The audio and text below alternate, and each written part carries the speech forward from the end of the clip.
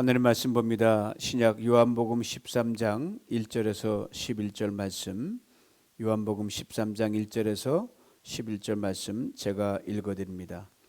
6월절 전에 예수께서 자기가 세상을 떠나 아버지께로 돌아가실 때가 이른 줄 아시고 세상에 있는 자기 사람들을 사랑하시되 끝까지 사랑하시니라. 마귀가 벌써 시몬의 아들 가룟 유다의 마음에 예수를 팔려는 생각을 넣었더니 저녁 먹는 중 예수는 아버지께서 모든 것을 자기 손에 맡기신 것과 또 자기가 하나님께로부터 오셨다가 하나님께로 돌아가실 것을 아시고 저녁 잡수시던 자리에서 일어나 겉옷을 벗고 수건을 가져다가 허리에 두르시고 이에 대하여 물을 담아 제자들의 발을 씻기시고 그 두르신 수건으로 씻기기를 시작하여 시몬 베드로에게 이르시니 가로되 주여 주께서 내 발을 씻기시나이까. 예수께서 대답하여 가라사대 나의 하는 것을 내가 이제는 알지 못하나 이후에는 알리라. 베드로가 가로되 내 발을 절대로 씻기지 못하시리이다. 예수께서 대답하시되 내가 너를 씻기지 아니하면 내가 나와 상관이 없느니라. 시몬 베드로가 가로되 주여 내 발뿐만 아니라 손과 머리도 씻겨 주옵소서. 예수께서 가라사대 이미 목욕한 자는 발밖에 씻을 필요가 없느니라. 온 몸이 깨끗하니라. 너희가 깨끗하나 다는 아니니라 하시니 이는 자기를 팔 자가 누구인지 아심이라. 그러므로 다는 깨끗지 아니하다 하시니라. 아멘.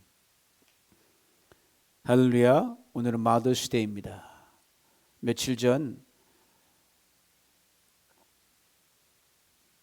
유대인 복음전도협회 회장이신 에이미 다우니 여사로부터 이메일을 한 통 받았습니다. 몇 년 전 제가 텍사스에 미주 한인 침례교 총회에 참석했을 때 미국 총회에 참석할 기회가 있었습니다. 대의원 등록을 마치고 회장단 선거를 마치고 거기에 진열되어 있는 신학교와 그 다음에 선교 부스를 둘러보던 중에 이분을 만나게 됐습니다. 남편과 함께 이스라엘은 물론 본토는 물론 전 세계에 흩어진 유대인 디아스포라에게 예수 그리스도의 복음을 증거하는 부부 선교사십니다. 나이가 지긋하신 분인데 마더스데이를 맞아 어머니를 그리워하며 어머니가 돌아가시기 직전에 자기에게 남겼던 마지막 그 말씀을 이렇게 나누기를 원하여 저에게 보내주셨어요. 편지 그 시작부터 제 마음이 짠해짐을 느낄 수 있었습니다. 이런 내용이었습니다. 데이빗, 메시아 예수 그리스도의 이름으로 평강을 전하고 축복을 기원합니다.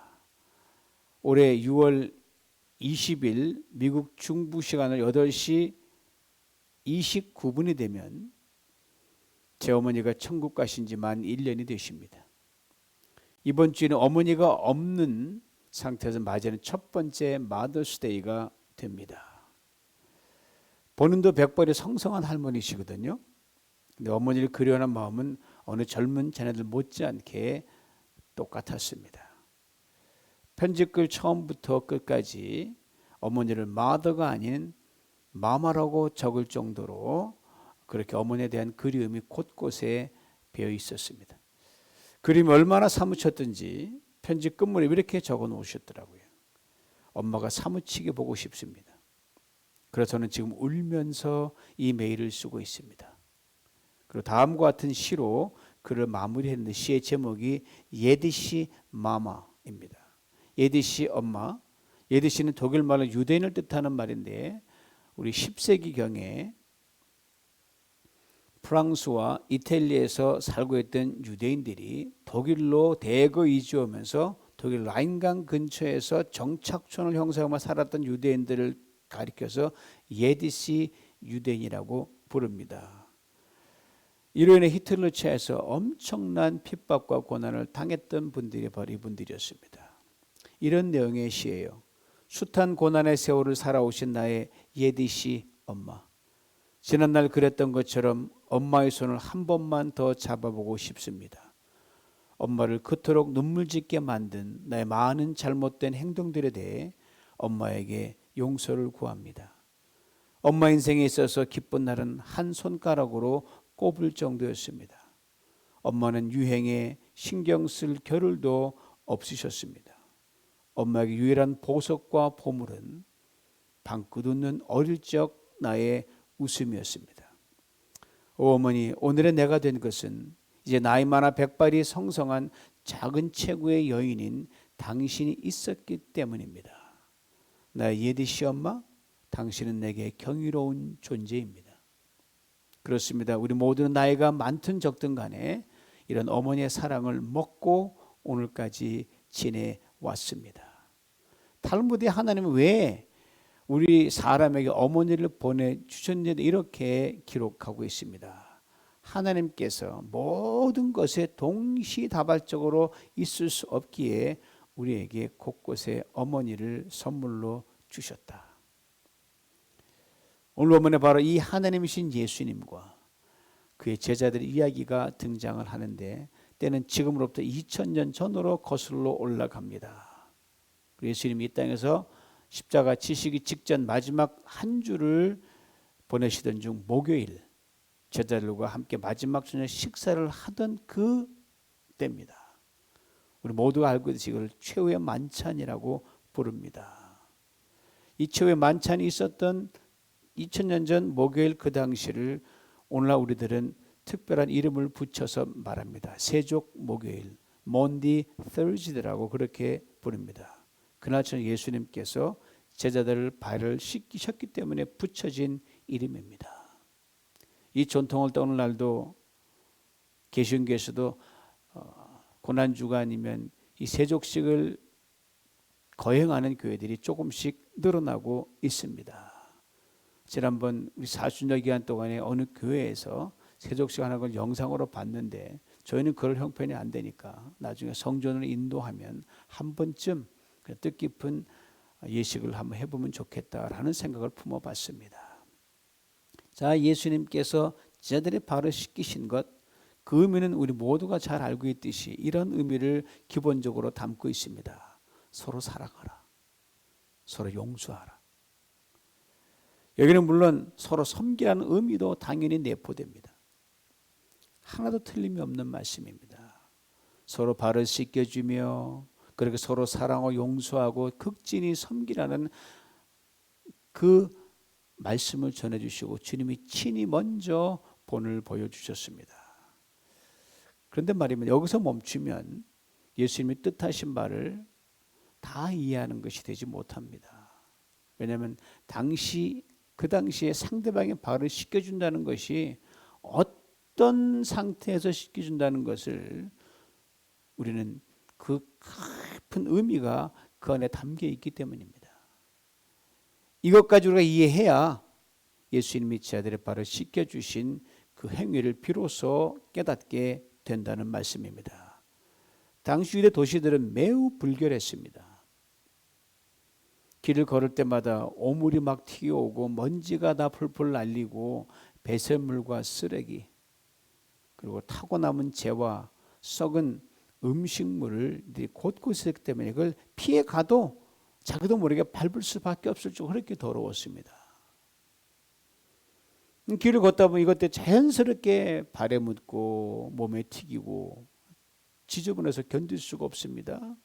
때문에 유대인들에게는 어디 들어갈 때 발을 씻는다는 건 이건 가장 중요한 기본적인 위생 철칙이었습니다. 집에 들어갈 때는 물론이고 특별히 성전에 들어갈 땐 발은 물론 손까지 씻어야 했습니다. 근데 자유민은 그 누구도 다른 사람의 발을 씻겨주지 않습니다. 그런 역할은 노예들이나 아내나 자녀들에게 국한된 그런 일들이었기 때문입니다. 여러분, 그 당시에 이스라엘이 유대 족속이 로마의 식민지였기 때문에 로마 시대 당시에는 노예가 엄청나게 많았습니다. 그 수에 대해서는 의견이 분분하지만 아마 1세기 말 로마 인구가 400~500만 명 정도 된다고 추산하면 노예 수가 최소 그 인구와 같든지 그 인구보다 많았던 것이 노예의 숫자요 규모였습니다. 유대인들은 이방인들처럼 노예가 되지 못합니다. 특별한 상황에만 남의 종이 됩니다. 나의 물건을 훔쳤는데 갚을 능력이 없다. 그러면 그만큼 종살이를 해야 됩니다. 종살이 하더라도 유대인 노예는 이방인 노예보다 특별한 보호 관리를 하는 철칙이 있었습니다. 그 관리 규정대로 유대인 종을 노예를 대해주지 않으면 거기에 따른 벌칙을 당할 수밖에 없었습니다. 이 노예 규정에 결코 유대인 종에게 시키지 말아야 할 것이 하나 있는데 바로 남의 발을 씻기는 일이었습니다. 그거는 무조건 금했습니다. 아무리 이 사람이 잘못했더라도 그 수준까지 떨어뜨려서 무시하면 안 된다는 철칙이 유대인 노예 관리 규정이 있었습니다. 반면 이방인 노예에게는 뭐든지 다 시킬 수 있었어요. 이미 그 자체로 부정하다는 낙인이 찍혔기 때문입니다. 그러니까 예수님께서 이런 상황에 제자들의 발을 씻겼다는 것은요, 유대인 노예에게도 요구할 수 없는 일을 스스로 주님이 자청하셨다는 사실입니다. 가장 낮은 자리로 내려가셨다는 의미가 여기 담겨져 있습니다. 그러므로 베드로가 예수님이 자기 가까이 와서 발을 씻기려고 할 때 그렇게 정색을 하고 놀란 반응을 보인 것은 당연한 겁니다. 말이 안 되는 행동을 하시니까, 있을 수 없는 행동을 하시니까. 예수님이 하는 이 행동 자체가 세상에서 어떤 부류의 사람이 하는지를 베드로가 너무너무 잘 알고 있기 때문에 오늘 보면 7절에 베드로 이렇게 반응을 보인 겁니다. 주여, 주께서 내 발을 씻기시렵니까? 정말 씻기시려고 이러시는 거예요? 다른 버전에 보면, 4번에 보면 주님 어떻게 세상에 이런 일까지 할 수 있단 말입니까? 안 됩니다. 이 깜짝 놀란 반응으로 기록하고 있습니다. 누가 발을 씻겨주는지 알았던 베드로였습니다. 그런데 그 누군가가 바로 주님이셨고 자기 앞에 무릎을 꿇고 발을 씻기려고 하고 있었습니다. 그러니 소스라치게 놀랄 수밖에 없었습니다. 그 누구도 내려가고 싶지 않고, 아니 내려가려고 하지 않는 그 낮고 천한 노예의 자리로 바로 그날 목요일에 우리 주님은 내려가셨습니다. 거기에 사랑을 얹으셨습니다. 섬김도 얹고 용서도 얹었습니다. 아니 그날 제자들로 당신의 모든 것을 얹으셨습니다. 이 발 씻기심을 통해 주님이 제자들에게 일깨워주고 딱 한 가지입니다. 이렇게 하는 것이 바로 하나님 나라다. 이걸 통해서만이 하나님의 나라가 이루어진다. 그리고 오늘 본문 4절에서는 예수님께서 하신 행동을 또 구체적으로 설명을 합니다. 저녁 잡수시던 자리에서 일어나 겉옷을 벗으시고 수건을 허리에 두르시고, 예수님 겉옷 분명 남루한 옷이었을 것입니다. 하나님의 아들이 입으신 옷이기에 그러나 겉보기에는 참으로 보잘것없는 더러운 누더기 같은 것이었지만 그건 하늘의 영광이 배이는 옷이었습니다. 아무리 더러운 옷을 입어도 그 옷을 입는 사람에 따라 그 옷의 가치가 달라지기 때문입니다. 주님이 입은 거적대기였기에 그는 영광의 옷이었단 말입니다. 가장 귀하고 귀한, 세상에서 하나밖에 없는 주님만이 입으신 옷을 의미했습니다. 그런데 그 겉옷을 벗어 던지셨습니다. 복음서에서 주님이 자발적으로 이렇게 옷을 벗은 것은 이것이 유일합니다. 여기에 다음과 같은 매우 중요한 의미가 담겨져 있습니다. 왕의 옷을 벗으시고 잠시 후면 입게 될 노예의 옷으로 갈아입을 것을 말씀하신 겁니다. 영광의 옷을 벗으시고 잠시 후면 입게 될 수치의 옷으로 갈아입을 것을 말씀하고 계시는 겁니다. 의인의 옷을 벗으시고 잠시 후면 입게 될 죄인의 옷으로 갈아입으실 주님을 나타내신 겁니다. 생명의 옷을 벗으시고 잠시 후면 입게 될 죽음의 옷으로 갈아입게 될 주님을 보여주신 겁니다. 의의 옷을 벗으시고 잠시 후면 입게 될 저주의 옷으로 갈아입을 그 주님의 모습을 여기에 담고 있습니다. 바로 십자가 위에서 그리하실 것을 말입니다. 그런데 실상은 어떻게 됐습니까? 단순히 옷과 옷의 바꿈이었습니까? 십자가를 진 주님은요, 그 노예의 옷, 수치의 옷, 죄인의 옷, 죽음의 저주의 옷조차도 입을 기회가 주어지지 않으셨습니다. 발가 벗겨진 상태였습니다. 우리 주님의 옷을 벗으심으로 우리는 의의 옷, 왕의 옷, 의인의 옷, 생명의 옷, 의의 옷을 입게 되는 엄청난 일이 일어났습니다. 바로 주님의 겉옷을 벗는다는 것은 제 아들에게 이거 한 가지를 또한 일깨우셨습니다. 이렇게 하는 것이, 내 모든 자랑광을 벗는 것이 하나님의 나라요, 이걸 통해 하나님의 나라가 이루어져 간다. 그런데 말입니다. 당시 예수님께서 노예가 되어 발을 씻겨주시고 노예 옷으로 갈아입는 이렇게 겉을 벗는 그 참으로 의미심장한 그 순간에 어떤 일이 일어난지 아십니까? 다른 복음 누가복음엔 그 서글픈 사연을 이렇게 적어놨습니다. 누가복음 22장 24절입니다. 또 저희 사이에 그중 누가 크냐 하는 다툼이 난지라. 이런 제자들이 없기에 저들이 서로 상대방의 발을 씻겨주려는 만무했습니다. 다른 제자가 먼저 자신의 발을 씻겨주, 저들은 서로를 기다리고 있었어요. 베드로는 요한이 먼저 발 씻겨주기를 기다렸고요. 요한은 마태가 먼저 발 씻겨주기를 기다렸습니다. 야고보는 빌립은 토마가, 이렇게 누군가를 기다리던 중 예수님께서 친히 나선 것입니다. 이런 철부지 제자들을 우리 주님께서 어떻게 대해주셨는지에 대해 오늘 본문 1절은 이렇게 말해줍니다. 끝까지 사랑하시니라. 끝까지 사랑하시니라. 끝까지 사랑하시니라. 얼마나 귀한 말씀인지 모릅니다. 이것이 바로 주님이 제자들을 그리고 사람들을 사랑하시는 방식이었습니다. 그것도 잠시 후면 십자가를 지게 되실 그 예수님 얼마나 마음이 무거웠겠어요. 그런 상황에서 끝까지 사랑하셨습니다. 이것이 주님의 사랑이십니다. 여러분, 우리가 자기 몸 좀만 불편해도 남 안 보이잖아요. 내가 조금만 어려워 남 걷어보지도 않잖아요. 남이 보이지 않으면 남 생각한다는 것 거짓말입니다. 남 살핀다는 것 거짓말이에요. 사랑한다는 건 있을 수 없습니다. 그러나 우리 주님은 십자가를 바로 코앞에 두고서 자신보다는 제자들을 먼저 보셨습니다. 그리고 끝까지 사랑하셨습니다. 이전의 본문 5절을 살펴봅니다. 현대인의 성경 읽어드립니다. 대하여 물을 떠서 제자들의 발을 씻어주시고 허리에 두른 수건으로 닦기 시작하셨다. 보세요. 베드로의 발을 먼저 씻기신 것이 아닙니다. 이미 어떤 제자의 발을 맨 처음 씻어주셨고 뒤를 이어 한 사람 씻기시면서 이제 베드로에게 오신 거예요. 성경 어떤 제자의 발을 제일 먼저 씻어주셨나? 성경은 아무런 언급이 없습니다. 누구였을지도 모른다는 짐작은 할 수 있어요.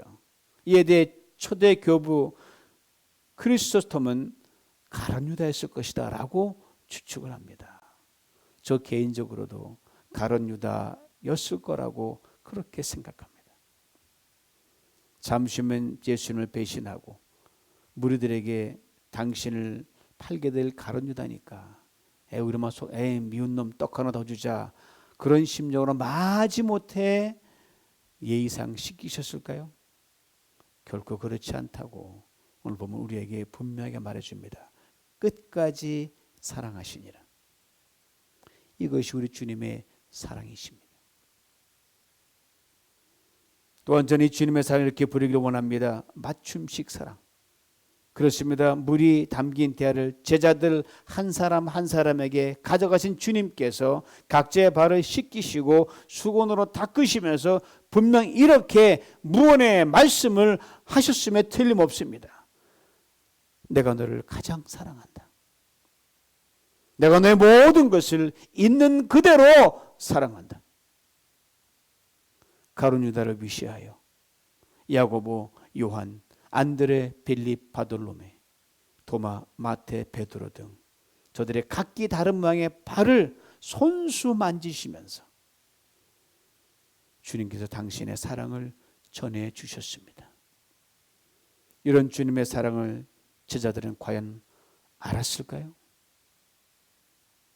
자세히 알 길이 없지만 베드로의 반응을 통해서 어느 정도 짐작은 할 수 있습니다. 자신의 발을 씻기려고 하시는 예수님에게 베드로가 하는 말을 다시 한번 들어보시기 바랍니다. 주여, 주께서 내 발을 씻기시려나이까?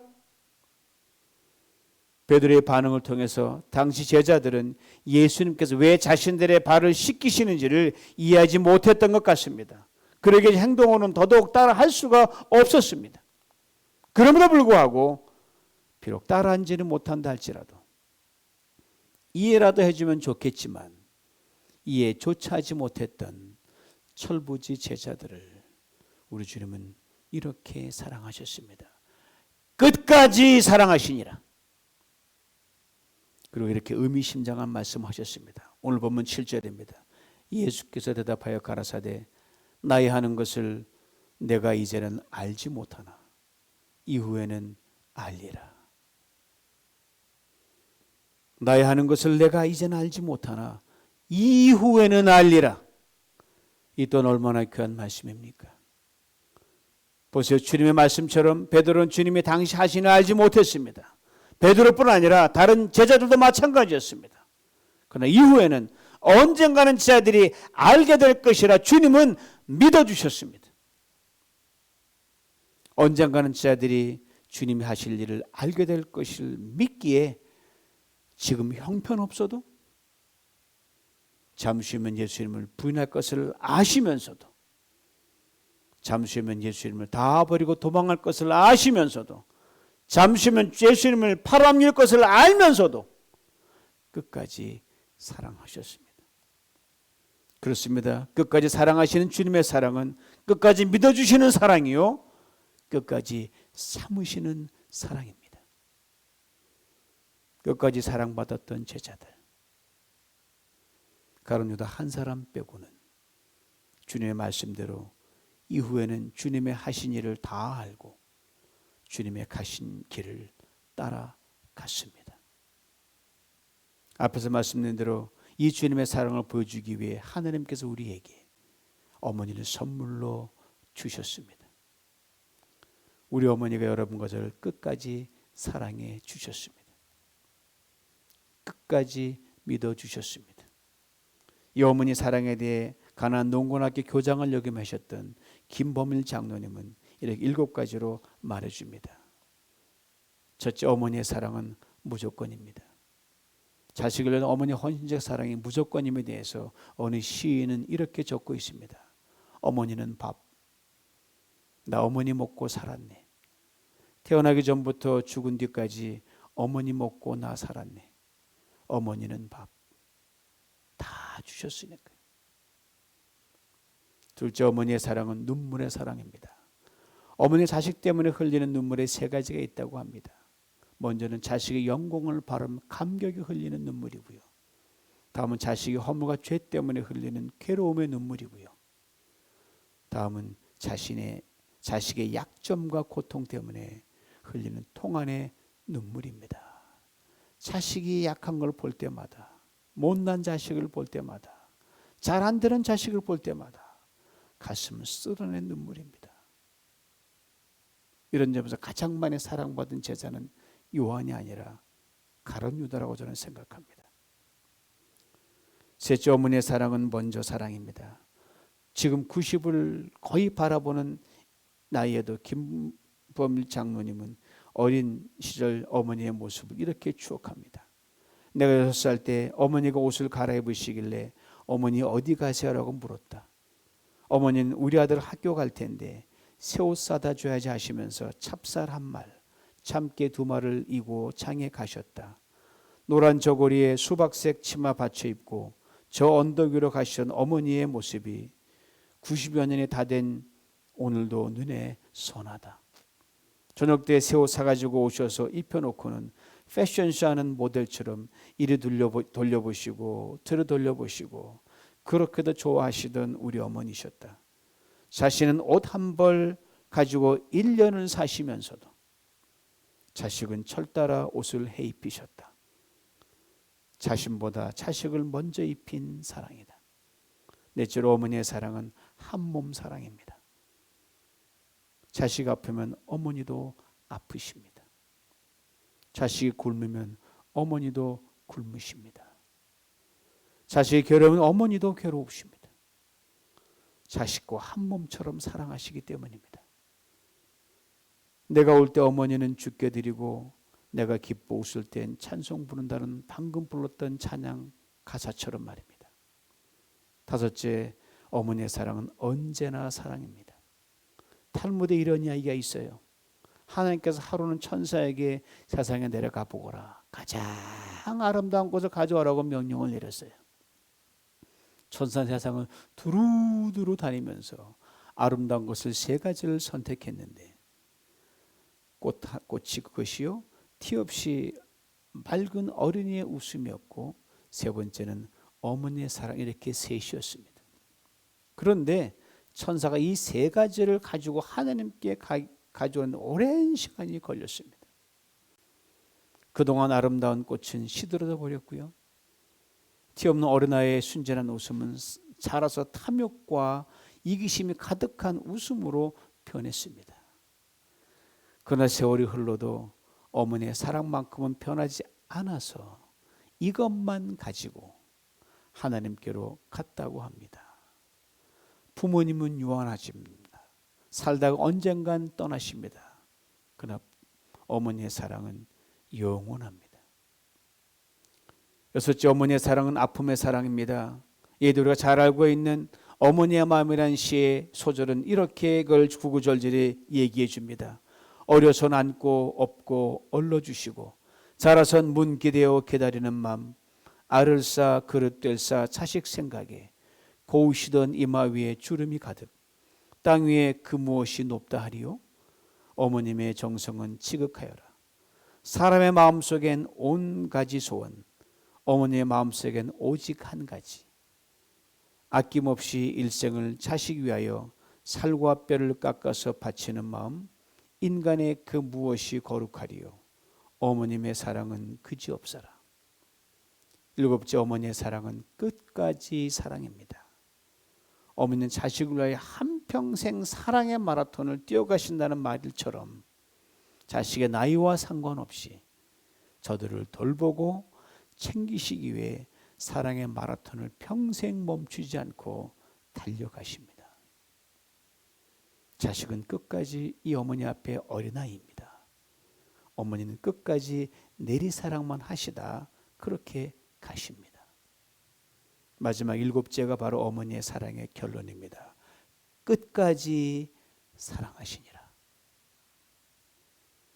자식이 하나든 자식이 열이든 맞춤식으로 끝까지 사랑하십니다. 네가 제일이다 이렇게 말입니다. 어머니 나를 맞으며 이렇게 끝까지 사랑하시고 믿어주셨던 어머니를 회고하면서 서두에서 말씀드린 에이미 다우니 선교사님처럼 어머니를 시의 한 대목처럼 우리 모두 이렇게 고백할 수 있기를 원합니다.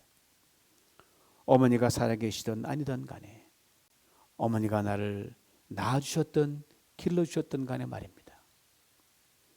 숱한 고난의 세월을 살아오신 나의 엄마, 지난날 그랬던 것처럼 엄마의 손을 한 번 더 잡아보고 싶습니다.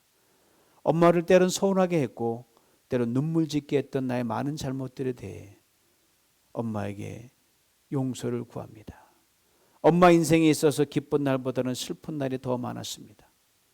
편안한 날보다는 고난의 날이 더 많았습니다.